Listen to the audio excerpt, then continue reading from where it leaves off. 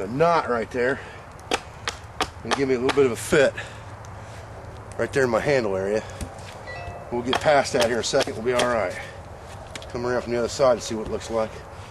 Hopefully it's not going to affect the integrity of this bow any. You can see it right there. I think we're okay. Yeah, I think it's going to be okay. Shouldn't be a big deal.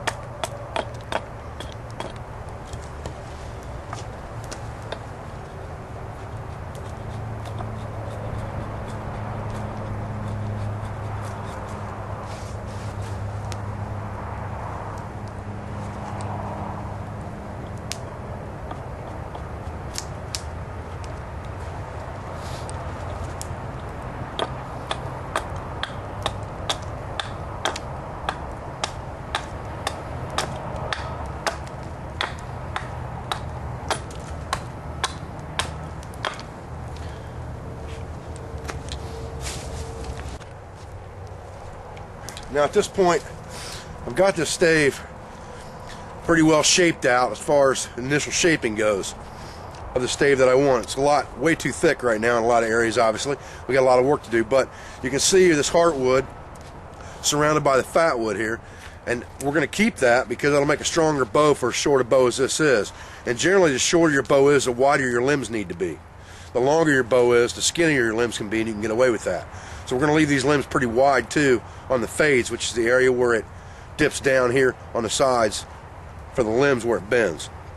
But if I was going to cure this stave, or if I was going to save this stave for another use, I would take it just like it is right now and set it in the corner of my house or whatever and let it dry and cure at this stage right here.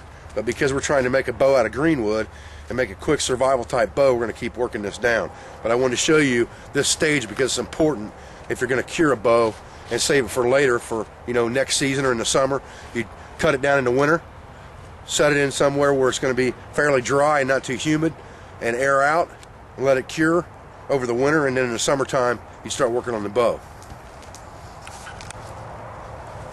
Okay, once I get these fades cut in here like I want them, next thing I'm going to do is I'm going to start taking some small shavings and just rounding that off a little bit so that I get, instead of a square edge, I've got a round edge. Now that's going to take meat off the bow, and it will decrease draw weight in the end, depending on how you decide the style of bow you decide to make. But right now, all I'm trying to do is round all these hard edges off, and then I'm going to have to go through and start taking more meat off these limbs to get it floor tillered, and we'll talk about that in the next segment of survival bow making. For right now, all we're trying to do is prep our stave, excuse me. Right now all we're trying to do is prep our stave for final work, and we can still do all of this with our axe pretty easy. We just now have to take our time and choke up on the axe and just do everything in a very controlled fashion. Because at this point, if we get too deep with our axe, we can cause ourselves a problem later. So now, we just have to start being real careful and controlled with everything we do.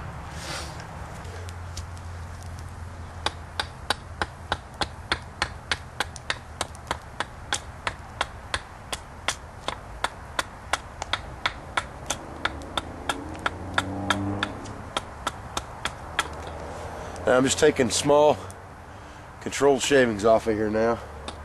Kind of thin these limbs down to get this to floor tiller, and we'll talk about that here in a minute. If I get this thinned down some.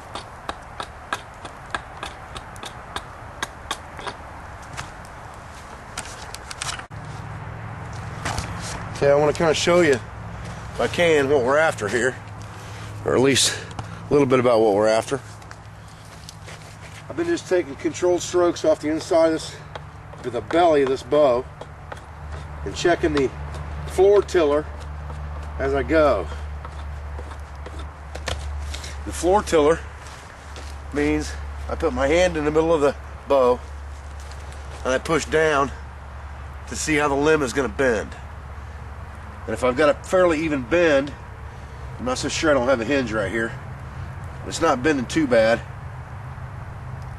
And I'm putting a lot of force on it to get it bent like that. I need to take just a little bit more off of right here before I start working on the other limb. But that's what you call floor tillering the bow. And once you get the bow floor tillered, then you can start working on the final shaping of the bow. Alright guys, this is where we ended up at today. I'm going to show you a better profile and a tiller on both limbs of this in just a second. Remember, all we've used to make this bow so far is our axe. Alright guys, you can see where we're at right now with this bow, and I want to show you the tiller on this thing right now. As far as floor tiller goes, you can see how that limb bends. You can see how that limb bends. This one's flexing a little bit more right now in one spot than this one is. And I'm kind of worried about that because I have a knot in this limb right in the middle of it right here.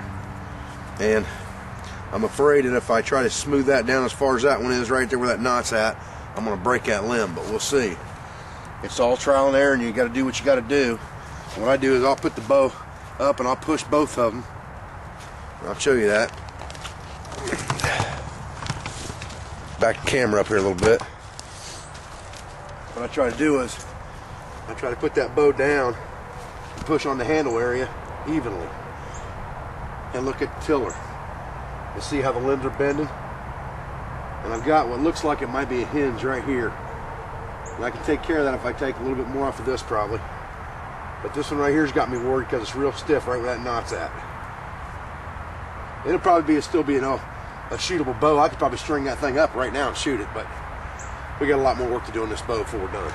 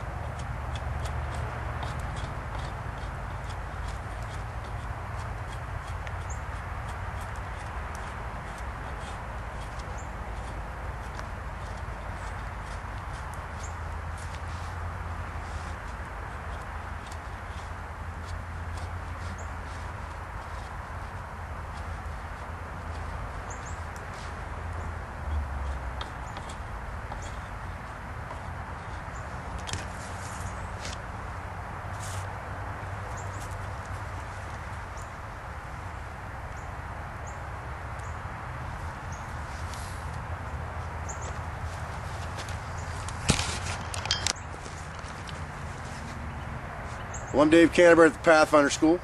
Hope you guys are enjoying these few segments I'm putting together on making a survival hunting bow. The auction was a great success, and I appreciate all your support. I appreciate all of you guys watching my videos and posting comments and rating my videos, coming to my Facebook fan page, going to my forum. I appreciate all of that, guys, very much. Until the next video, thank you very much.